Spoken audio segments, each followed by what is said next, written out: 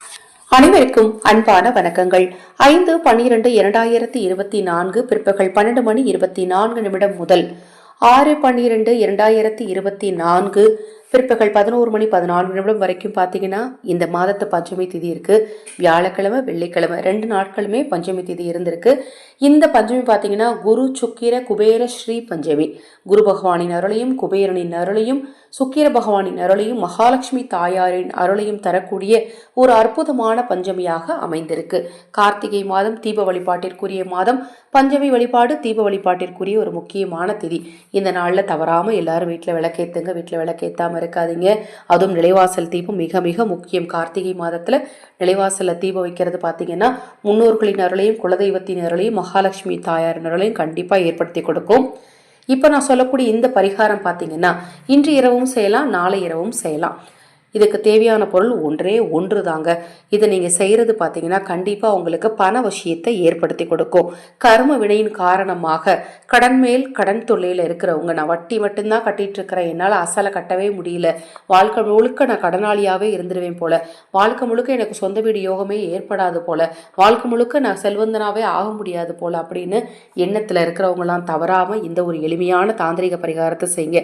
நாம் செய்யக்கூடிய வழிபாடுகளைப் போல தாந்திரிக பரிகாரத்தை நம்ம நம்பிக்கையோடு செஞ்சோம் அப்படின்னா கூடுதல் பலன் நமக்கு நிச்சயமாக கிடைக்குங்க. இந்த பரிகாரத்துக்கு தேவையான பொருள் ஒன்று தான். குபேரன் அப்படின்ன உடனே நமக்கு எல்லாருக்கும் ஞாபகம் வரக்கூடிய ஒரே ஒரு பொருள் கல்கண்டு.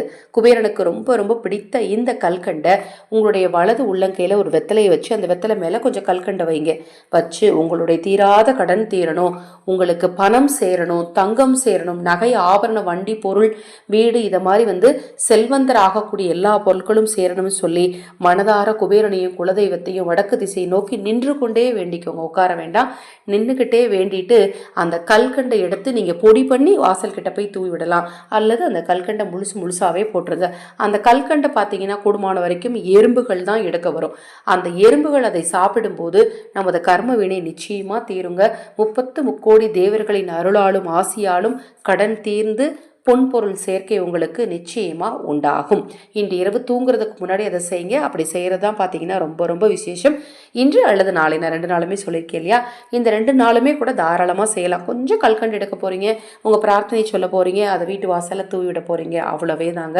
இந்த பரிகாரத்தில் உங்களுக்கு ஏதாவது சந்தேகம் இருந்தாலும் பஞ்சமி யாகவேள்வியில் உங்கள் குடும்ப உறுப்பினர்களின் பெயருக்கு குங்கும அர்ச்சனை செய்து கொள்ள விரும்பினாலும் 9344690442 இந்த வாட்ஸ்அப் எண்ணுக்கு தொடர்பு கொள்ளுங்க. அனைவருக்கும் வராகியின் அருளால் நல்லதே நடக்கட்டும்.